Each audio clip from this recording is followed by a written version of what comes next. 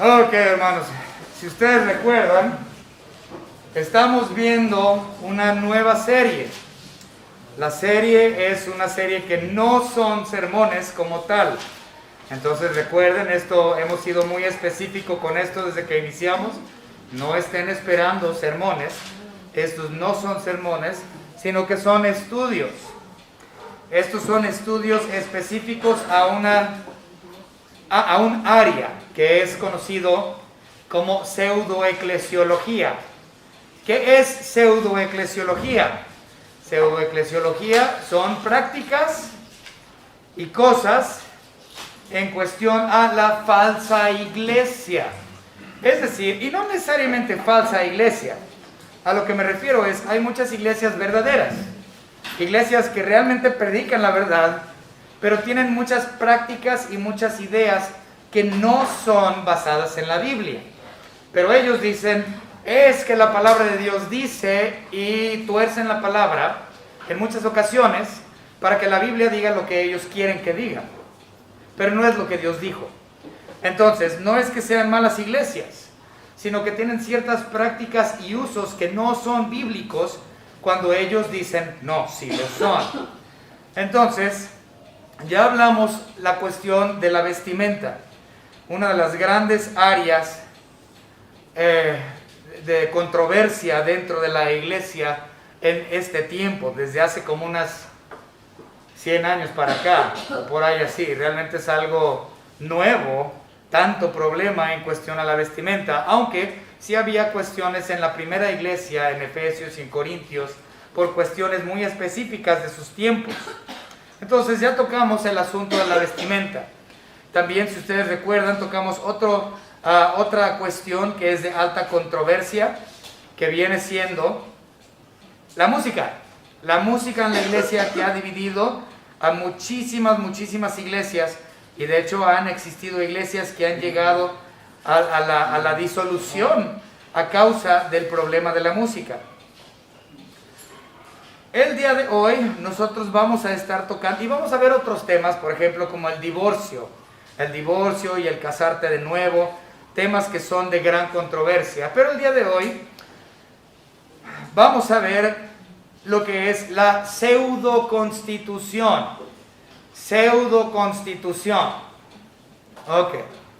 Este es un tema que a muchas personas les cuesta muchísimo trabajo comprender, no lo aceptan, no lo quieren aceptar, y al igual que la música y que la vestimenta, este es un asunto de controversia, la Constitución.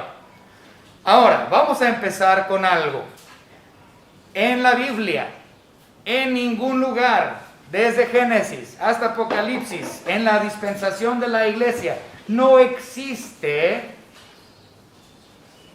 un lugar donde se nos diga que la iglesia tiene que tener una constitución como tal. Entonces usted me podría decir, entonces no es bíblico. No, sí es bíblico, pero no de esa manera. Vamos a comenzar, hermanos, viendo que la palabra constitución realmente significa pacto. En su definición más antigua, eso es, pacto. Y quiere decir un pacto entre, bueno, cuando hablamos de pactos, en general, hablamos un pacto entre hombre y hombre, o un pacto entre una nación y otra nación, ¿va? Un pacto entre una compañía y otra compañía. Son pactos, arreglos que hay, ¿va? Pero, en cuestión a la iglesia, nosotros tenemos un pacto con nuestro Señor Jesucristo. Tenemos un convenio. Ese convenio es el nuevo pacto en su sangre, la salvación. De hecho, es decir, testamento. Si nosotros vemos la palabra pacto, en efecto es eso, testamento. Y el testamento o el pacto dado a la iglesia es el Nuevo Testamento. Es decir, la constitución de los 27 libros que se encuentran dentro del Nuevo Testamento. Ese es el pacto de la iglesia, o el contrato que Dios hizo con la iglesia como tal. Es nuestro contrato con Él. Ahora, si nosotros vamos rápidamente a Hechos, hemos utilizado este versículo en muchas ocasiones. Vamos rápidamente a Hechos y leamos el versículo 2, Hechos capítulo 2, muy famoso el capítulo 2, es el día que el Espíritu Santo descendió, el día de Pentecostés, es aquí en Hechos capítulo 2. Y si nosotros empezamos a leer, dice en el capítulo 2, versículo 29, 39, dice, porque para vosotros, porque para vosotros es la promesa y para vuestros hijos y para todos los que están lejos. Es un pacto, es una promesa, ¿no? Y para todos los que están lejos, por cuanto el Señor nuestro Dios llamare, y con todas otras muchas palabras testificaba, les exhortaba diciendo, sed salvos de esta generación perversa. Perversa generación, así que los que recibieron su palabra fueron bautizados, es decir, y se añadieron aquel día a la iglesia local como 3,000 personas, y perseveraban en la doctrina de los apóstoles, en la comunión los unos con los otros, en el partimiento del pan. Pero lo principal era que perseveraban en la doctrina, es decir, las cuestiones que hay dentro del pacto de la gracia, es decir, el Nuevo Testamento, es decir, las cuestiones doctrinales. Nuestra constitución de esta iglesia local se basa totalmente en lo que es una de las 10 doctrinas principales, que es eclesiología. Entonces, toda la constitución de esta iglesia se basa en lo que es eclesiología, es decir, ¿qué nos constituye como iglesia? Por eso, constitución. ¿Qué nos constituye? ¿Por qué somos un grupo? ¿Por qué estamos unidos? ¿Qué es lo que nos une? ¿Qué nos constituye como cuerpo? Pues como dije, la doctrina de los apóstoles, el pacto del Nuevo Testamento. Eso es lo que nos une y eso es lo que nos constituye. Por lo tanto, es menester que cada uno de ustedes conozca por qué creemos lo que creemos, es decir, nuestros artículos de fe, basados en cuestiones doctrinales. Y ahorita vamos a hablar un poco más acerca de eso. Pero vamos a empezar con una oración, hermanos, que creo que no habíamos empezado con una. Les pido disculpas, pero vamos a comenzar. Señor Padre, le damos gracias por este tiempo que tenemos para estudiar este asunto de la Constitución. Gracias, Señor, porque tenemos un mejor pacto, un nuevo pacto en su sangre. Gracias, Señor, porque eso es lo que nos constituye. Y todas las doctrinas que usted, Señor, dejó plasmado, su fundamento, la doctrina de los apóstoles, Señor, en la cual como iglesia deberíamos de perseverar. Gracias le damos, Señor, por todo lo que nos ha dado, en el nombre precioso de su Hijo unigénito, nuestro Señor y Salvador, Jesucristo. Amén. Muy bien. Ahora, cuando hablamos de pactos o de constituciones, nuestro Señor Dios hizo muchos pactos o constituciones con diversas personas en diversos momentos. Nuestro Señor Jesucristo, nuestro Señor Dios, tuvo el pacto edénico, posteriormente el pacto adánico, posteriormente el pacto noénico, posteriormente el pacto abrámico, posteriormente el pacto davídico, posteriormente, mosaico, posteriormente el davídico, posteriormente el palestino y por último el nuevo pacto. Nuestro Señor Dios tuvo pactos con los hombres, en este caso los que mencioné son para con Israel específicamente. Ahora, en algunos de esos pactos tienen tienen aplicación a la iglesia por cuestión espiritual únicamente, porque somos hechos o adoptados, hechos hijos de Abraham, ¿verdad? Como dice Gálatas capítulo 3, Gálatas capítulo 5, bueno, todo el libro de Gálatas de hecho. Somos adoptados o injertados. Entonces, los pactos, de hecho hay un versículo también que dice que los pactos pertenecen a Israel, no a nosotros.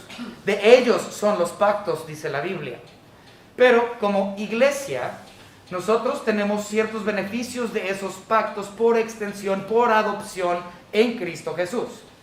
¿Sí? Pero la mayoría de los pactos no tienen nada que ver con nosotros. El nuevo pacto, sin embargo, el nuevo pacto en su sangre, ese es uno que es absolutamente precioso y muy aplicable para nosotros. Y este nuevo pacto hace obsoleto el viejo pacto, que es la ley. ¿Eh? Vamos a ver un versículo que habla acerca de eso. Hebreos, capítulo 8. Vámonos rápido a Hebreos, capítulo 8. Versículos 6 al 13. Observen y pongan mucha atención al versículo 13 cuando lleguemos ahí.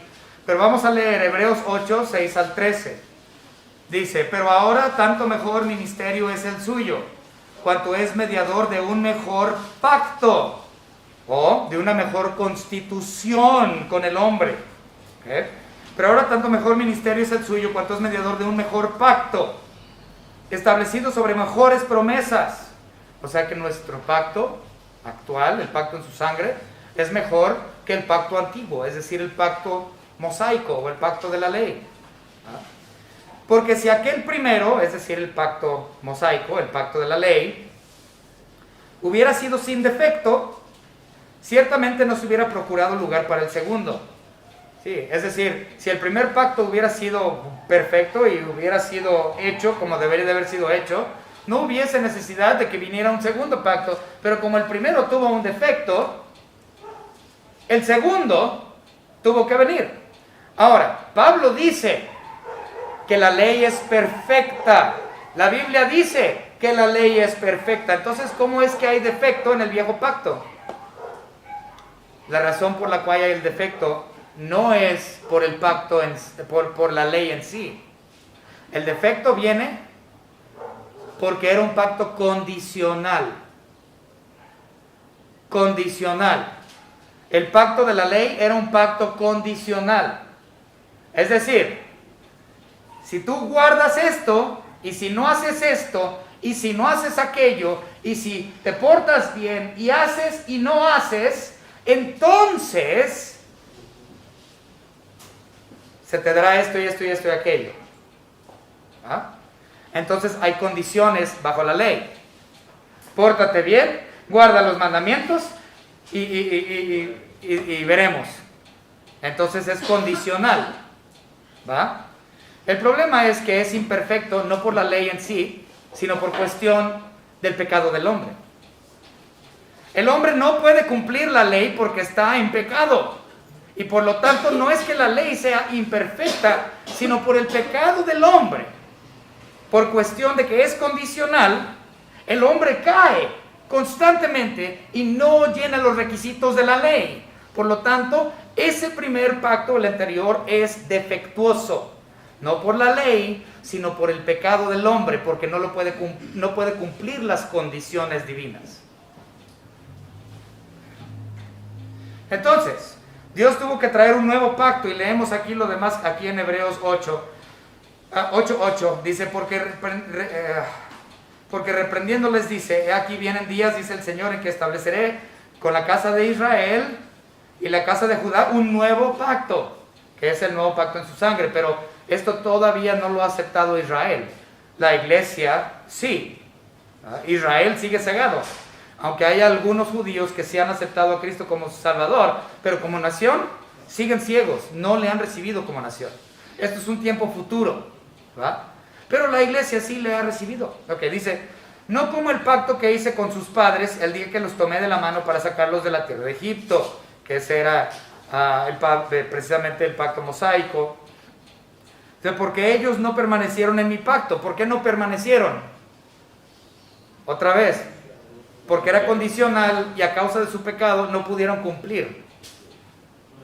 No porque el pacto hubiera sido malo, sino porque ellos a causa de su pecado no podían cumplir. ¿Okay? Dice, y yo me desentendí de ellos, dice el Señor.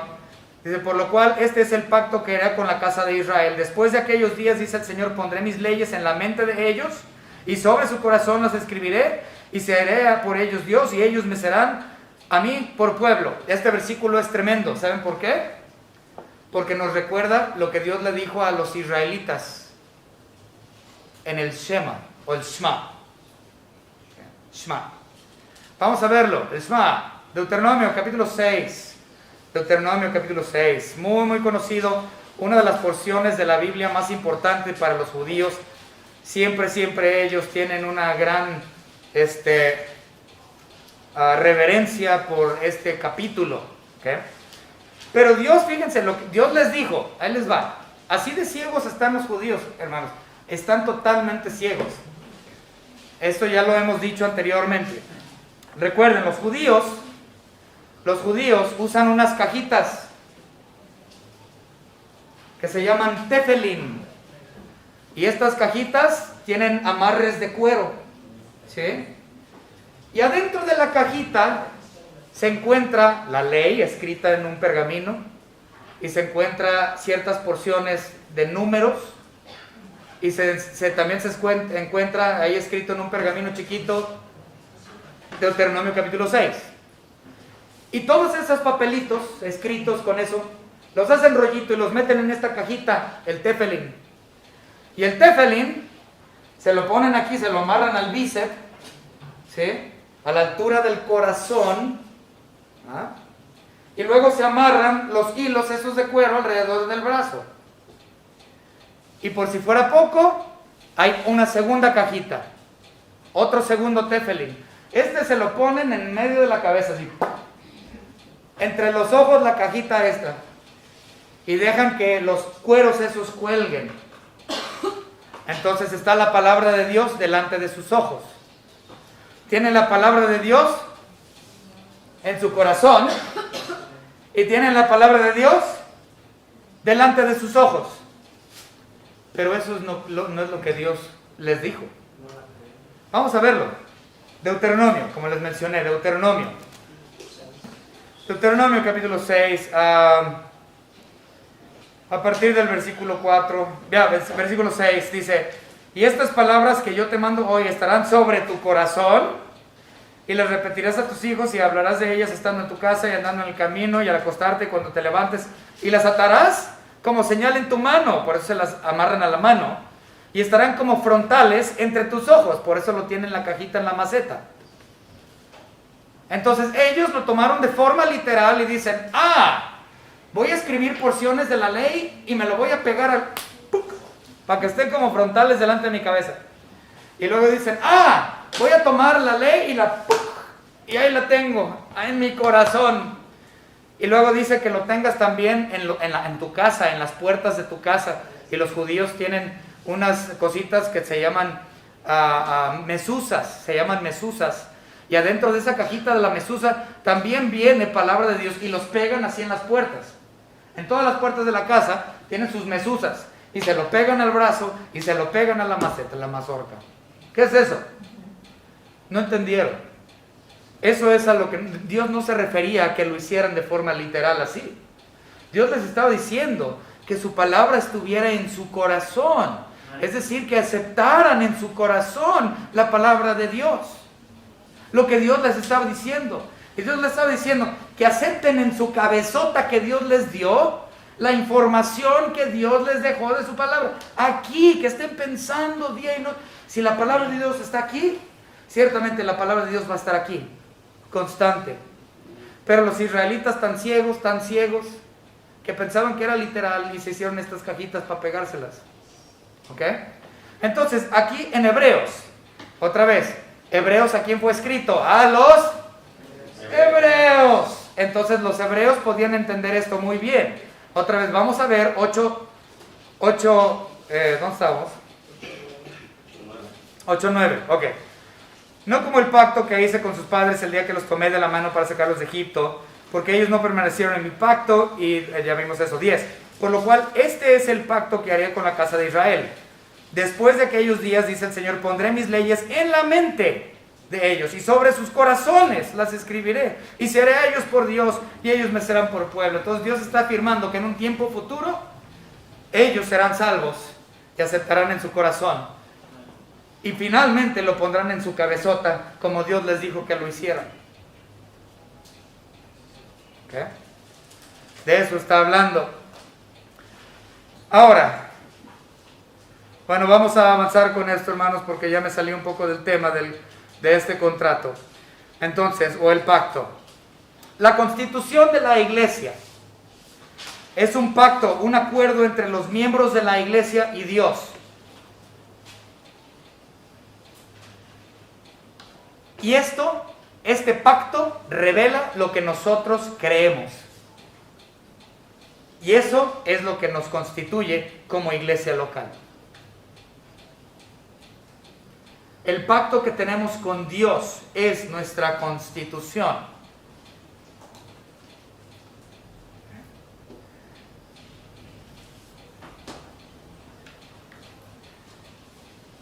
Nuestra constitución, la de esta iglesia,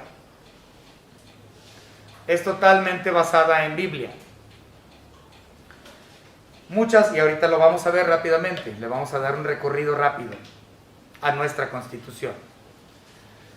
Nuestra constitución está basada únicamente en lo que es soteriología, es decir, la doctrina de la salvación, bueno, las 10 doctrinas básicas, y eclesiología como tal.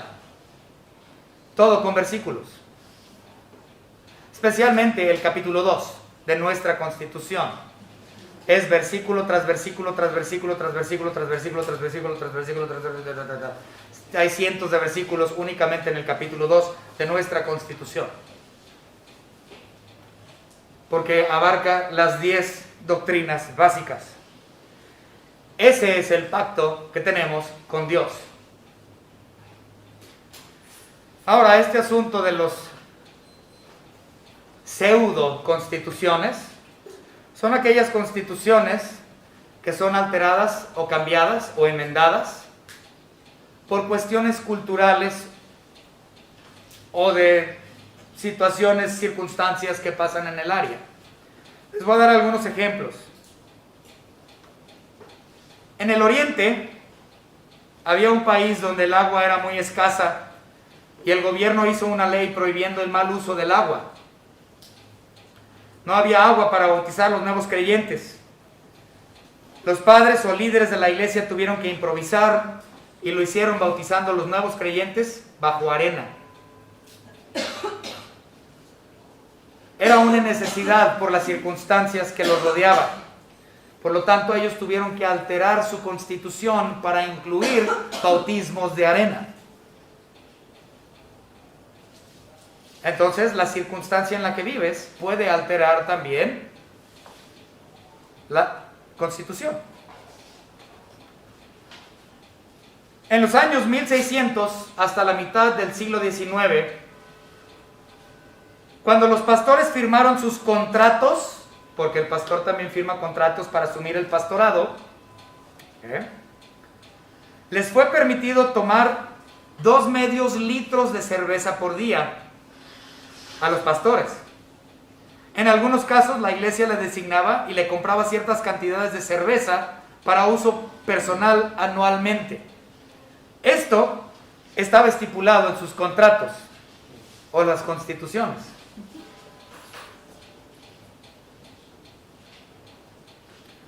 Aunque no podemos encontrar en la historia contratos pastorales previo al siglo XVI, sabemos que hasta los 1800 muchos de los pastores fumaron pipas y puros, incluyendo el muy afamado Charles Spurgeon. De hecho, voy a citar, Charles Spurgeon fumaba diario y él dijo que él fumaría hasta la gloria de Dios, siendo pastor.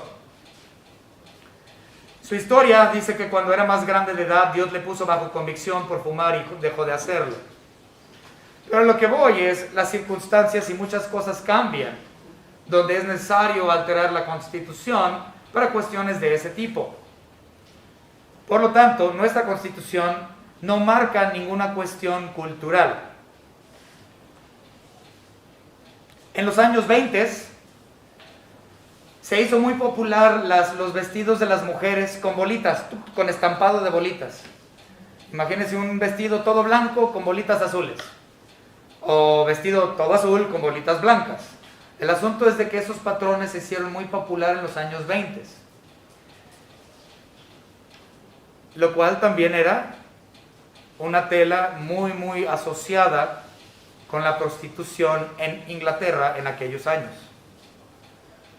Entonces, entraban hermanas con patrones en sus vestidos y los pastores, ¡pareces prostituta! Y pues cámbiate la ropa. Y terminaron metiéndolo dentro de sus constituciones. Entonces la cultura, los tiempos, las circunstancias hacen que las iglesias tengan que alterar o cambiar o enmendar ciertas cuestiones de sus constituciones. Sin embargo, nunca se altera cuestiones doctrinales. Esos nunca se pueden ni se deben de enmendar. Afortunadamente en nuestra iglesia no tenemos ninguno de estos. Ok. En los años 60, en la época de cuando empezó el rock, ¿no? Con los Beatles y todo eso, y tenían su pelo, apenas los empezaban a dejar las greñas largas, y ¡ay, el escándalo, ¿no? Las greñas del hombre. Y muchas iglesias pusieron en su constitución que eso no era respetable dentro de su congregación, la greña larga. Muchas iglesias aún lo tienen dentro de sus constituciones. Ahora, muchas cosas se pueden decir, pero para darle fin a esto, para poder empezar con nuestra propia constitución, las constituciones no es algo moderno, ni es algo que haya sido inventado por el pastor. Nuestra iglesia tiene esta constitución desde hace 36 años, cuando fue fundada la iglesia. Esta constitución no fue traída por Jerry. Lamento decirles, pero no es la constitución de Jerry. Esta constitución se hizo y se votó por ella artículo por artículo por los miembros de esta iglesia hace 36 años. Y tenemos personas aquí que lo pueden corroborar. ¿Es cierto o no es cierto? Se votó por cada artículo, ¿correcto? ¿Es entonces la constitución de Jerry o es la constitución de la iglesia que la iglesia diseñó? Es la constitución de la iglesia que esta iglesia diseñó. Si hubiese sido la constitución de Jerry, no hubiese sido la constitución de la Iglesia Bautista Centro Bíblico de Gracia. Y la razón por la cual este se diseñó y se hizo de acuerdo a la palabra de Dios es precisamente porque leímos Efesios capítulo 1, versículo 22. Dice que toda autoridad se le dio a la iglesia. Entonces, si Jerry hubiera traído esa constitución, entonces no hubiese sido por autoridad de la iglesia, hubiese sido por autoridad de Jerry. ¿Estamos? Lamentablemente, muchos misioneros, muchos pastores, ya tienen su constitución ya hecha y empiezan la iglesia y dicen, miren, ya tenemos constitución. Y la iglesia ahí casi puede decir, ¡oh, habemos papa! Claro, porque si el que empieza la obra es quien pone la constitución, entonces él altera o hace la constitución conforme a él le convenga. Y por lo tanto él termina siendo el papa de la congregación. Ahora, vamos a hablar rápidamente de cuestiones de constitución. Afortunadamente, en nuestro país, las iglesias, todas, presbiteriana, católica, metodista, luterana, pente, toda iglesia que está registrada ante el gobierno federal en lo que es conocido como asociaciones religiosas. Si usted se fija aquí afuera de la iglesia, hay un letrero que dice Iglesia Centro Bíblico de Gracia AR, Asociación Religiosa. Para que nosotros tuviéramos ese permiso de la AR como asociación, es por ley federal que cada iglesia tiene que presentar una constitución para que el gobierno sepa, esto es lo que constituye esta congregación. Entonces, por ley federal, todas las iglesias de todas las denominaciones tienen una constitución. Pero ¿saben cuál es el problema? Que la mayoría de los pastores no le dicen a la gente que existe ese papel. Escúchenme bien. la mayoría de las iglesias no le dicen a la congregación que existe ese documento. Entonces la gente, cuando escucha acerca de una constitución, ¡ah! Eso es invención, eso es inventado. No, primero es algo bíblico y segundo es totalmente por ley federal. ¿Tengo qué? Si yo voy a cumplir con las leyes del país, ¿tengo qué? Entonces, ¿saben por qué los pastores no le dicen a la gente que existe una constitución? Porque de esa manera ellos son el dictador de la iglesia. Y ellos pueden hacer lo que la regalada gana se les pegue. Porque ellos pueden decir, yo soy el pastor y yo decido. Si yo los mantengo a ustedes ignorantes y ustedes piensan que yo soy la autoridad sobre todo, entonces yo puedo hacer lo que la regalada gana se me pegue. La luz del mundo. Pero si yo les digo, existe un documento que los protege como iglesia, y yo no soy pastor dictador, observen cómo se administra la iglesia internamente. Es para que ustedes sean protegidos de pastores.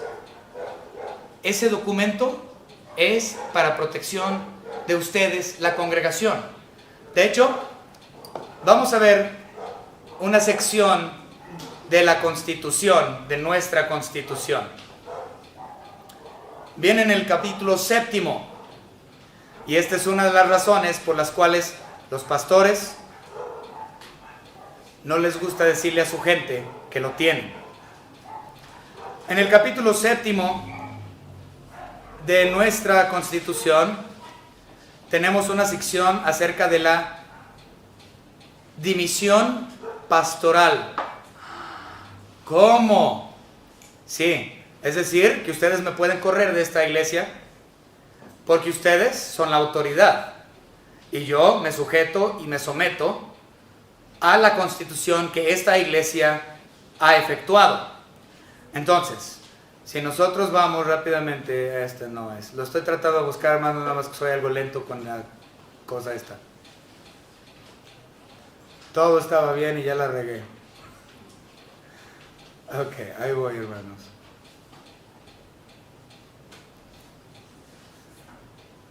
Ok, ya mero. Capítulo 7. Ok. Esta es nuestra Constitución. Capítulo 7. Artículo 54. Esta iglesia reconocerá como ministros de cultos a los pastores y obreros que manifiestan su conformidad por escrito de la presente Constitución. En otras palabras, para que yo fuese hecho pastor de esta iglesia, yo tuve que estar de acuerdo con la Constitución que previamente ya había sido puesta, y la cual la acepté con gusto. ¿Por qué? Porque es verdad. Y dice, y del pacto de fe y compañerismo ha de llenar los requisitos que se encuentran en 1 Timoteo 3 y Tito 1. Los pastores y obreros deberán ser ministros bautistas y deberán entregar para los archivos de la iglesia constancia de sus estudios de preparación ministerial, cosa que se hizo. Artículo 55, el pastor, los requisitos, ahí viene todo eso. La elección y la dimisión. Bueno, vamos a ver primero la elección. Los oficiales de la iglesia, es decir, diáconos, líderes, investigarán los antecedentes del candidato para el pastorado y le invitarán a que predique en la iglesia. Será presentado un solo nombre a la vez para votación y se requiere para su elección un mínimo de 75% del quórum, es decir, 75% de la membresía de la iglesia. Tiene que votar para elegir, o es decir, darle la chamba al pastor. Entonces la iglesia contrata al pastor, ¿sí? La iglesia contrata al pastor. Entonces, si la iglesia es un cuerpo y toda la autoridad tiene la iglesia y la iglesia tiene autoridad para contratar al pastor, en efecto, entonces la iglesia tiene la autoridad para correr al pastor. ¿Ok? Entonces, dimisión. La relación pastoral puede ser disuelta por renuncia voluntaria o por separación justificada de su cargo sin prejuicio para la iglesia por acuerdo del 75% del quórum. ¿A un pastor se le puede correr de la iglesia? Sí. Por eso existe la Constitución, para protegerlos a ustedes de pastores dictadores. Y la mayoría de las iglesias no le dicen a su gente que tienen esta Constitución, porque no le conviene al pastor. Esta Constitución es hecha totalmente de acuerdo a la palabra de Dios. Y es totalmente en relación al gobierno interno de esta iglesia. Vamos a ver rápidamente qué incluyen los capítulos de nuestra Constitución de esta iglesia. Capítulo 6. Lo hubiera impreso, hermano, no lo imprimí. Pero nuevamente, si usted no tiene una constitución de nuestra iglesia y por qué creemos lo que creemos y qué es lo que nos constituye bíblicamente, y usted quiere tener una copia, con mucho gusto se la proveeremos. Entonces, voy a empezar del segundo capítulo. El segundo capítulo son las bases fundamentales de la doctrina de lo que nosotros creemos. Es decir, qué es lo que creemos en respecto a la Biblia, qué es lo que creemos en respecto a Dios Padre, a Dios Hijo, a Dios Espíritu Santo, hacia el pecado, hacia la iglesia, hacia las cosas futuras, hacia Satanás, hacia cuestiones de angelología. Entonces, capítulo 2 incluye todo lo que nosotros creemos en relación a bases bíblicas básicas. ¿Okay? Capítulo 3 de nuestra Constitución. Y tengo que hacer esto, hermanos, ocasionalmente porque a muchos se les olvida. El siguiente capítulo es acerca del órgano del gobierno de la iglesia. ¿Cómo nos gobernamos como iglesia?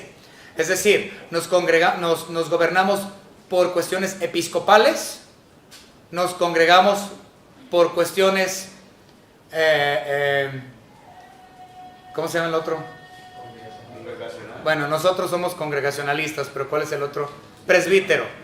Ok, entonces, hay tres formas de gobierno para las iglesias, nada más hay tres formas, no existen más, no hay otras, nada más son tres, o es episcopal, o es presbítero, o es congregacional, ¿va? Entonces, el capítulo 3 de nuestra Constitución indica que somos un gobierno congregacional, es decir, que nuestros miembros, cada uno tiene voz, cada uno tiene voto, y se hace votación, y mi voto pastoral vale por uno, el igual que el de usted. ¿Okay? Es el congregacional. El presbítero es lo que hacen, por ejemplo, las iglesias presbiterianas y algunas otras. Es decir, que está el pastor y están algunos de la mesa directiva y ellos hacen todas las decisiones por toda la congregación. O sea, es decir, la congregación no tiene voz, la congregación no tiene voto, no tienes nada que decir.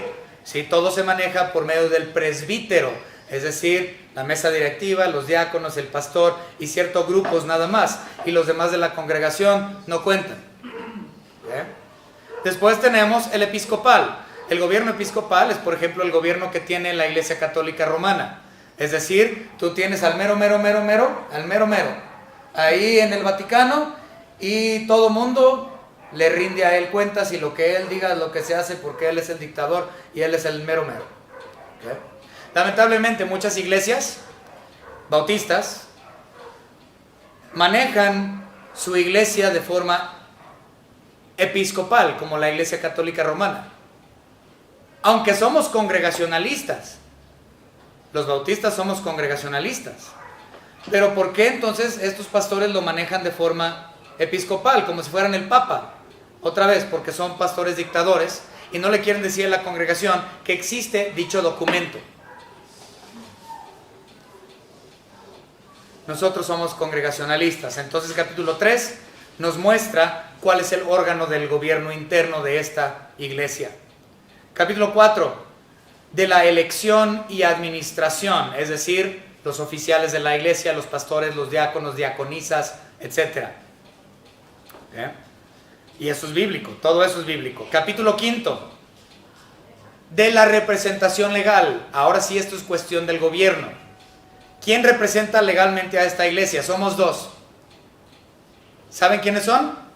Nosotros tenemos dos representantes legales en esta iglesia, por ley. Son dos. ¿Quiénes son?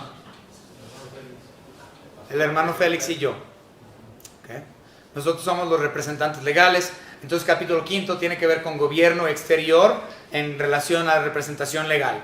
Entonces todos los artículos que hablan de eso. Capítulo 6, de los miembros, la membresía de la iglesia. Hay mucha gente que dice, pues la membresía de la iglesia, eso es ajeno a la Biblia, que yo soy miembro del cuerpo de Cristo. Y ok, recuerden, está la iglesia local y la iglesia universal, el cuerpo de Cristo como tal. Y ciertamente la Biblia, y tenemos muchos versículos aquí también, que hablan precisamente de lo que es la membresía, tanto del cuerpo de Cristo como también del cuerpo local de la iglesia.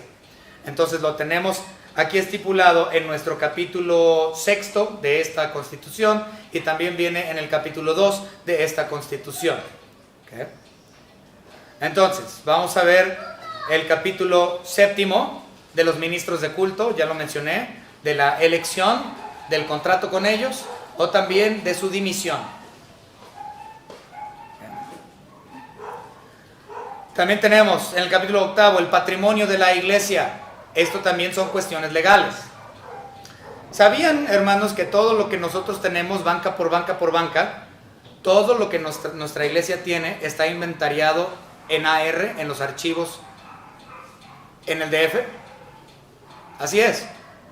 En el Distrito Federal hay un inventario de todo lo que esta iglesia tiene. ¿Es cierto o no es cierto? Así es. El gobierno federal sabe cuántos abanicos tenemos, cuántas bancas tenemos, cuántas sillas tenemos, cuántos pizarrones tenemos. ¿Saben por qué es necesario ese inventario? Porque todo este inventario le pertenece legalmente a la nación, porque este es un edificio federal. Por lo tanto, todo lo que este edificio federal contiene le pertenece al gobierno federal. Y una de las cosas interesantes es, no hemos hecho nuestro nuevo inventario. Ya deberíamos de incluir los proyectores y las bocinas y ciertas otras cosas. De hecho, legalmente, si llega un inspector, puede preguntarnos acerca de esos cambios y tendríamos problemas, tendríamos que responder por ellos. O si falta alguna banca o alguna silla o algún ventilador, hay que responder por propiedad federal. Siguiente, la autonomía e independencia de la iglesia. Esto viene en el capítulo 9, y esto tiene que ver con cuestiones de que somos independientes. Recuerden, somos bautistas independientes, es decir, que no hay una asociación como tal. Hay asociaciones, por ejemplo, la Convención Bautista del Sur, los del compañerismo y muchas otras asociaciones. Nosotros nos regimos internamente, únicamente por la votación de la membresía de la iglesia. Entonces, ninguna otra iglesia afecta a esta. Ninguna asociación nos dice qué hacer, porque esta iglesia es independiente y autónoma y se rige por voto de forma interna. Capítulo 10, la administración de las ordenanzas, que viene siendo también es Biblia, eso sabemos que es la cena del Señor y el bautismo. El capítulo 10, enmiendas, ¿okay? Dice aquí, no se los voy a leer, pero básicamente dice que podemos enmendar cualquier artículo con tal de que no sea artículos del capítulo 2. ¿Por qué? Porque el artículo 2 tiene todo que ver con lo que nos compone como iglesia, es decir, doctrinas. Entonces podemos enmendar todo, menos el capítulo 2. Okay. Capítulo 12, la disolución de la iglesia. No nada más la dimisión del pastor, sino también la iglesia puede dejar de ser. Y cuando la iglesia queda desbaratada y deja de ser, ¿qué hay qué? ¿Qué hacemos con la disolución de esta congregación? ¿Qué se hace? Bueno, en el capítulo 12 viene marcado. Y esos son, hermanos, básicamente los 12 capítulos y los temas de los 12 capítulos de nuestra Constitución. Todos tienen que ver con eclesiología, es decir, todo tiene que ver con la iglesia local. Pero mucho ojo en lo que viene siendo el capítulo 2. Es sumamente importante el capítulo 2 y ese es totalmente inalterable. Entonces, ¿la Constitución o los pactos son bíblicos? Absolutamente, aunque no viene la palabra constitución marcada ahí como tal.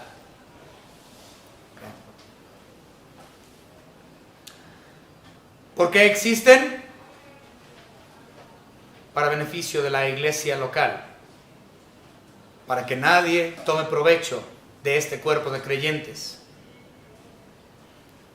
¿Es la constitución de un individuo? No, la constitución fue hecha por la gente de esta iglesia y cada iglesia tiene la suya. Si está registrada federalmente, la tienen. Pero ahí les va. Si usted va a una iglesia, usted es miembro de una iglesia, usted tiene el derecho de pedir esa constitución. Lamentablemente, en la actualidad, si usted es miembro de una iglesia y va con el pastor y pide la constitución, te va a decir que te vayas a contar ovejitas por allá. Aunque lo tengan, es raro que se lo den o inclusive que acepten que existe tal cosa. Federalmente es requerido y bíblicamente nos protege, porque con ella podemos demostrarle al mundo entero qué es lo que nosotros creemos. Tanto así que existe lo que es conocido como la Confesión de Fe de Londres, hecha en el año 1689. La puede usted bajar en Google, así se llama, Confesión de Fe de Londres, 1689. Esto es qué es lo que creen los bautistas. Publicado en ese año. Artículos de fe, qué es lo que creemos como bautistas. Hay otro similar que fue impreso unos años antes por la Iglesia Presbiteriana. Este documento se llama la Confesión de Westminster. También lo puede usted encontrar en línea.